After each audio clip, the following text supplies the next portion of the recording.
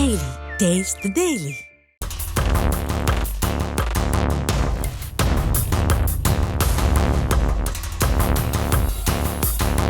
வடசென்னை வியாசர்பாடி சாமியார் தோட்டத்தைச் சேர்ந்தவர் ருக்மணி. இவர் கடந்த 7ஆம் தேதி காய்ச்சல் காரணமாக தனது உறவினருடன் இருசக்கர வாகனத்தில் அரசு ஸ்டான்லி மருத்துவமனைக்கு வந்த நிலையில் பொது வார்டில் அனுமதிக்கப்பட்டார். அங்கு அவருக்கு உடல்நிலை மோசமானதாக கூறப்படுகிறது. இதனையடுத்து அவருக்கு மூளை காய்ச்சல் ஏற்பட்டதாக கூறி அவசர சிகிச்சை பிரிவுக்கு மாற்றப்பட்டு சிகிச்சை அளிக்கப்பட்டு வந்ததாக கூறப்படுகிறது. நார்மல் ஃபீவர்னால நேற்று 12 மணிக்கு ஹாஸ்பிட்டலுக்கு கொண்டு வந்து ஜென்ரல் வார்டு அங்கே ட்ரீட்மெண்ட் பார்த்துருக்காங்க. ஈவினிங் வரைக்கும் ஈவினிங்கும் சாப்பிட்ருக்காங்க. சாப்பிட்டதுக்கு அப்புறமா அவங்க என்ன மெடிசன் கொடுத்தாங்க என்ன ஏதுன்னு நம்மளுக்கு தெரியல.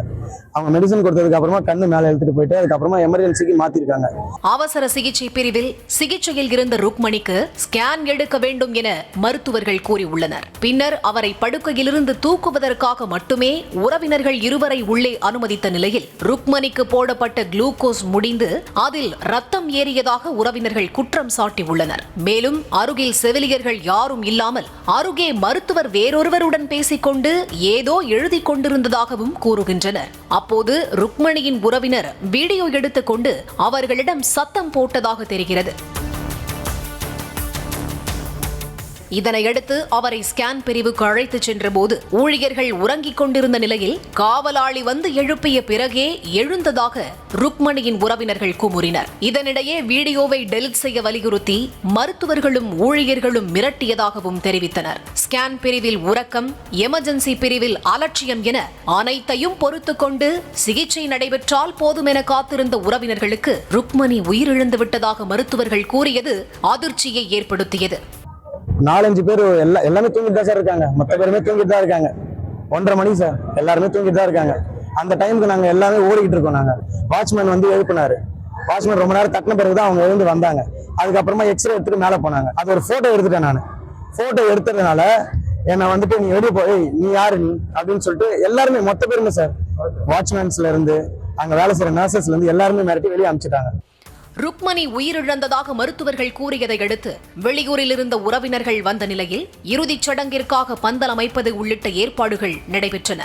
இதனிடையே காலை பணிக்கு வந்த மருத்துவர் ருக்மணி உயிருடன் இருப்பதாக கூறியதுடன் CPR சிகிச்சை செய்து கொண்டிருப்பதாக தெரிவித்தார். மருத்துவர்கள் மாறி மாறி பேசியதால் குழப்பமடைந்த உறவினர்கள் செய்வதறியாது தவித்தனர்.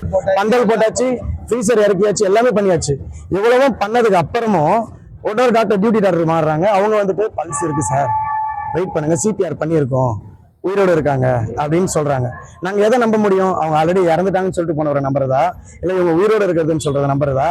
இதனையடுத்து மதியம் 2 மணிகளவில் ருக்மணி உயிரிழந்ததாக மருத்துவர்கள் மீண்டும் கூறியதால் ஆத்திரமடைந்த உறவினர்கள் உடலை வாங்க மறுத்தனர்.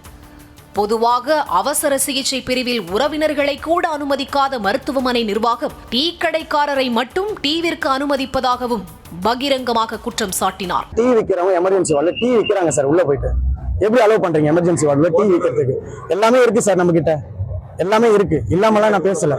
தனது சித்தி உயிரிழந்த போதும் இரத்த பரிசோதனை செய்வதாக மருத்துவர்கள் தங்களை அலைக்கழிப்பதாக உறவினர் சத்யநாராயணன் குற்றம் சாட்டினார். இதனிடையே சம்பவ இடத்திற்கு சென்ற போலீசார் நடத்திய பேச்சுவார்த்தைக்கு பிறகு உடலை வாங்கிய உறவினர்கள் அலட்சியமாக இருந்த மருத்துவர்கள் மீது நடவடிக்கை எடுக்க வேண்டும் என கோரிக்கை விடுத்தனர். நியூஸ் தமிழ் செய்திகளுக்காக செய்தியாளர் பிரபு. Taste the Daily. Taste the Daily.